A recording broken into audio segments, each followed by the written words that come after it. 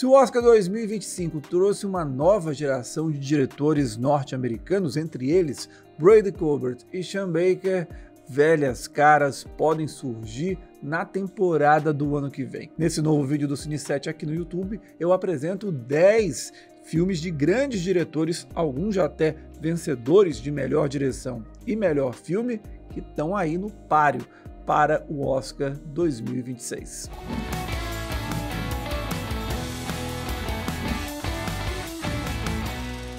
Quase 2 décadas depois, Denzel Washington e Spike Lee retomam a parceria histórica com Highest to Lowest, remake de Céu e Inferno, clássico do Akira Kurosawa de 1963. O original mostrava a extorsão sofrida por um empresário durante o período em que o filho do chofer dele é sequestrado. O filme tem distribuição da A24 e, além do Denzel, traz no elenco o Jeffrey Wright, que foi recém-indicado por Ficção Americana. E o Spike Lee, ele segue aquela linha de altos e baixos que ele tem junto ao Oscar.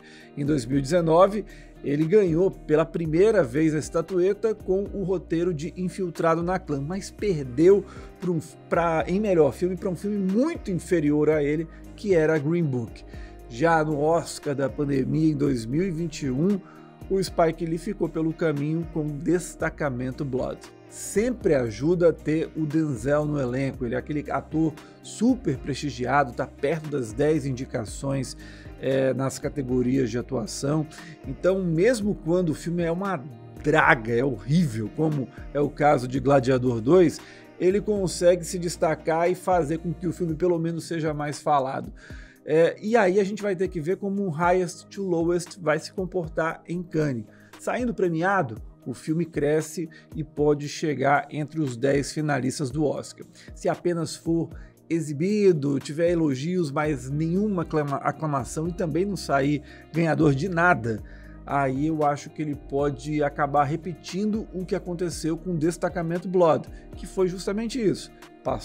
Não chegou a ser exibido em Cannes porque a gente teve a pandemia, mas era um dos filmes daquela safra e não empolgou a academia. Isso também pode acontecer, o filme sumir depois do festival francês. O Wes Anderson foi outro que saiu recentemente da fila com a incrível história de Henry Sugar. Pelo menos ele ganhou ali nos curtas, porque nos longas foram 7 indicações e nada aconteceu. E para o Oscar 2026, ele chega com O Esquema Fenício, um conto sombrio das relações estranhas entre um pai e uma filha no comando de uma empresa. E para esse filme, é claro, ele reúne a velha turma de sempre. Então você vai ver Bryan Cranston, o Jason Schwartzman, tem a Scarlett Johansson e também o Tom Hanks, além de ter de volta o Bill Murray. A questão aí é saber como ele volta para os longas-metragens. Vale lembrar que tanto o Asteroid City quanto a Crônica Francesa foram escanteados. Será que o jeitão cada vez mais artesanal, mais próprio do Wes Anderson conquista o Oscar ou ele volta a ficar escanteado? Esse é o grande mistério em relação ao Esquema Fenício. Ganhador do Oscar 2020 por Parasita, o Bong Joon-ho retorna com Mike 17. A sátira bebe na ficção científica para novamente falar sobre os tratamentos aos mais pobres, esmagados pelo capitalismo. A produção, porém, sofreu com bastidores complicados, repleto de atrasos, e agora com a Warner, que faz um lançamento nos cinemas, já mirando a janela do streaming. E isso se soma à bilheteria, que foi bem tímida, né? 110 milhões de dólares arrecadados até agora. E quando a gente pega todo o investimento, toda a grana que foi para o orçamento do filme, com um elenco com Robert Pattinson, Mark Ruffalo, Toni Collette, a grife do Bong Joon-ho, é um desempenho muito abaixo, o que na minha visão é uma pena, porque das experiências norte-americanas do Bong Joon-ho, esse aqui, Mike 17, é o melhor. Prefiro ele do que o Expresso do Amanhã e também Okja. E acho que o filme não vai conseguir passar esse primeiro semestre. Acho que ele fica aqui e dificilmente deve avançar rumo ao Oscar, a não ser que a gente tenha uma temporada de filmes muito ruins, o que não parece que vai ser o caso. E o Yorgos Lanthimos não para de fazer filme. É uma produção atrás da outra. Dessa vez ele chega com Bugônia, que marca mais uma vez a parceria dele com o Jesse Plemons e, adivinha, ela mesma, a Emma Stone. A novidade dessa vez fica por conta do roteirista Will Trace, que escreveu alguns episódios importantes da série Succession e que fez recentemente o elogiado O Menu. Bugônia é um remake da ficção científica sul-coreana Save the Green Planet. Nessa produção, um homem, junto com a namorada dele, sequestram um executivo. Isso porque os dois acreditam que o pobre coitado é um extraterrestre. Aqui, o mistério é saber qual é o Lanthimos que a gente vai ver. É o ambicioso de A Favorita e também Pobres Criaturas, ou aquele que tá mais easygoing, tá ali de boa, tá fazendo filme com os amigos dele, como aconteceu com Tipos de Gentileza, que é uma produção de muito menor ambição, o que não significa que seja um filme ruim, mas está numa escala menor.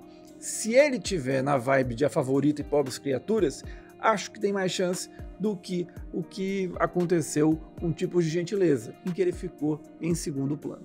Já o Terrence Malick, ele segue na rotina dele dos filmes religiosos. The Way of the Wind mostra episódios da vida de Jesus Cristo na vida adulta. E o elenco tem 2 ganhadores do Oscar, o Ben Kingsley e o Mark Rylance. A sensação que eu tenho do Terrence Malick, isso desde após ali A Árvore da Vida, que foi o retorno dele, é que ele, na boa, não tá nem aí para a temporada de premiações. É o cara que tem um prestígio imenso em Hollywood, todo mundo quer fazer filme com ele, mas ele tá numa situação que ele só quer fazer o filme do jeito que ele tá afim, da maneira como quer, quando quer. Então, se ele for indicado para o Oscar, maravilha. Se ele também não for, de boa, nada afeta o Terrence Malick. Então, por isso, eu acho que, sinceramente, a não ser que a produção seja um fenômeno extremamente elogiado pela imprensa, vai ter alguma chance no Oscar. Caso contrário, acaba sendo tudo que a gente viu nos últimos anos com os filmes dele.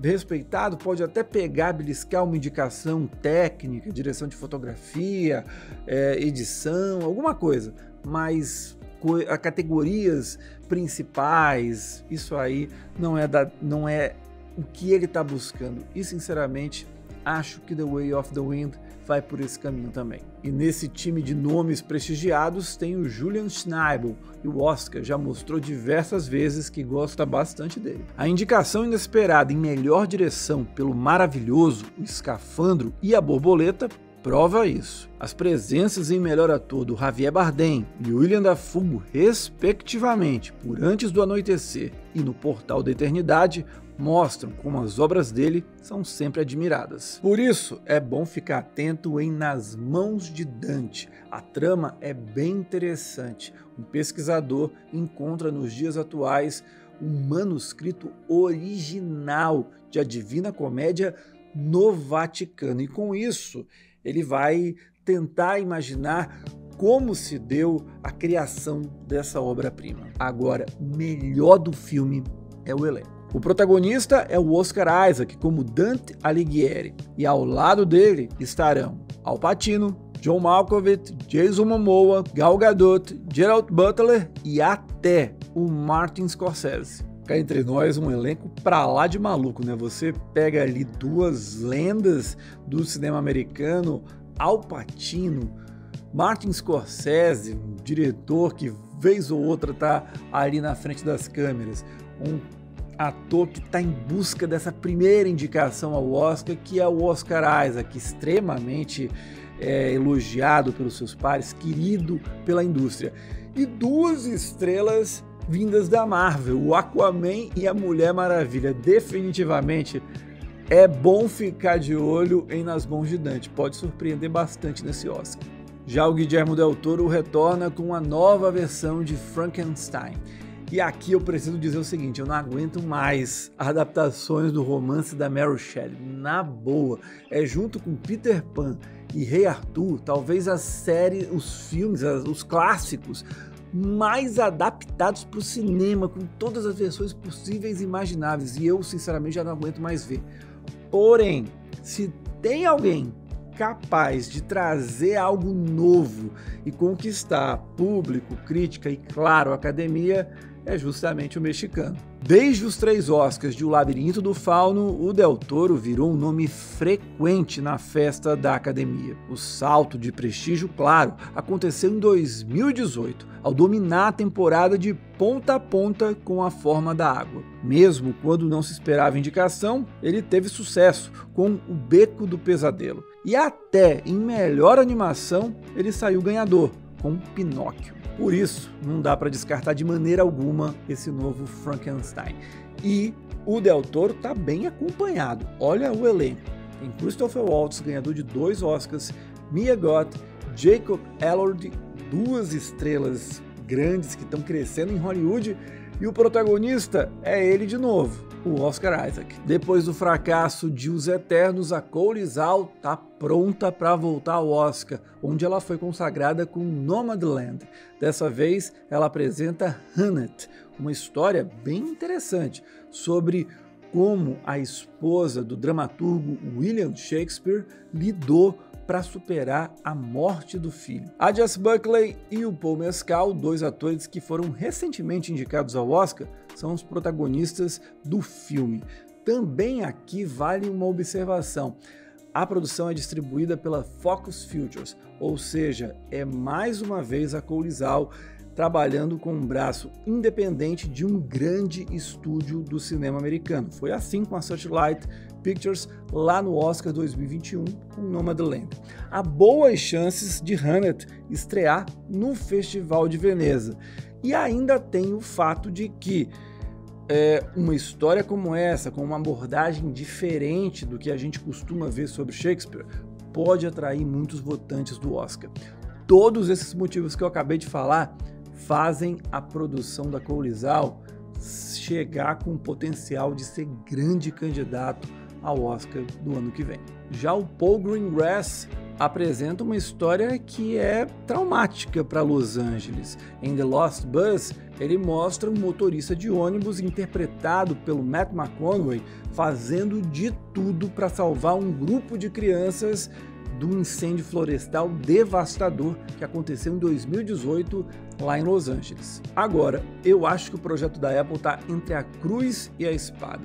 De um lado, ele aborda, sim, uma questão urgente que Hollywood e o Los Angeles, é claro, viveu de uma maneira muito intensa, muito dramática nesse início de ano, e mostra também como aquela coisa tradicional dos americanos, né, do heroísmo do homem comum, de como o homem comum ele pode fazer algo histórico. Então você junta uma causa social, uma causa ambiental, que é um assunto relevante, com algo tradicional que o americano sempre gostou. Por outro lado, eu fico me perguntando, será que um ano depois de toda essa tragédia que Los Angeles viveu, será que os americanos, será que a academia estaria disposta a voltar ao tema? Será que não dá? Eles podem falar, não, vamos deixar esse assunto descansar, foi algo muito pesado no passado, vamos tratar sobre outra coisa. Agora esse filme talvez possa até ser indicado, mas fica ali em segundo plano.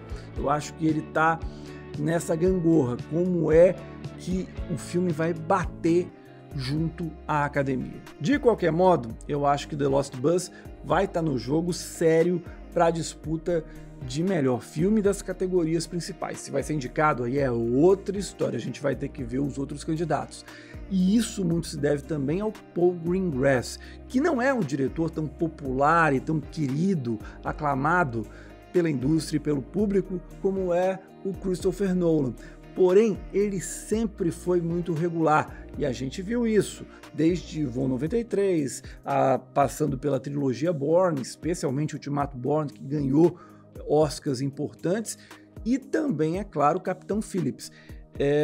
pode ser uma oportunidade dele voltar ao Oscar, um diretor que sempre conseguiu equilibrar muito bem filmes sérios, densos, politizados, mas que conseguiam atrair também o grande público. E para fechar a lista tem One Battle After Another, o novo filme do Paul Thomas Anderson, dos grandes diretores norte-americanos surgidos nos últimos 30 anos, pelo menos. O Paul Thomas Anderson é aquele que o público, que a indústria, que enfim, a crítica, tá todo mundo torcendo para que ele seja premiado ao Oscar. E oportunidades, não faltaram. Seja nos roteiros, desde Bug Nights e Magnolia, até chegar nas indicações de direção por Sangue Negro, Trama Fantasma e Licorice Pizza, o P.T. Anderson bateu diversas vezes na trave. E isso para não falar de esnobadas sentidas pela cinefilia, como ocorreu com O Mestre. Por isso tudo que o Paul Thomas Anderson ele consegue ter um prestígio que é capaz de fazer com que ele tenha carinho tanto nos Estados Unidos, na Europa e junto aos votantes internacionais. E dessa vez ele trabalha com uma produção em larga escala. One Battle After Another é o filme mais caro da carreira dele, são 140 milhões de dólares investidos pela Warner, em uma história que mostra um ex-grupos de revolucionários que, após 16 anos, se reúnem para tentar resgatar a filha de um deles. E como se não bastasse, o filme marca a primeira parceria entre o Paul Thomas Anderson e o Leonardo DiCaprio, um ator para lá de prestigiado e que pode sonhar também com mais uma indicação na academia. Benício Del Toro, Sean Penn, Regina Hall e Alana Rain também estão no elenco. Agora, é importante também dizer que uma matéria recente da The Playlist, um site bastante conceituado nos Estados Unidos, falou que a reação da plateia teste, que não foi muito entusiasmada em relação ao filme, preocupa a Warner, temendo que One Battle After Another não se pague nas bilheterias, seja um grande fracasso. É claro que se isso acontecer, afeta bastante as pretensões do filme rumo ao Oscar, mas também é preciso colocar o seguinte: muitas vezes reações, testes, essas primeiras impressões exageradas ou bastante negativas, elas são comuns na indústria e tudo pode mudar, você pode mexer no filme ou às vezes é uma reação que se mostra extremamente equivocada, enfim. É esperar. Eu não vou aqui dizer, não, porque o filme teve um desempenho ruim nas exibições testes, que já era, que foi uma porcaria. Eu não faço isso. Eu prefiro esperar, ver como é que o filme vai desempenhar nos festivais que ele participar, junto à crítica, para aí sim bater um martelo sobre as possibilidades reais dele. Nesse momento, ele se apresenta fácil como um dos grandes candidatos ao Oscar. Se vai corresponder ou não, aí o tempo vai dizer.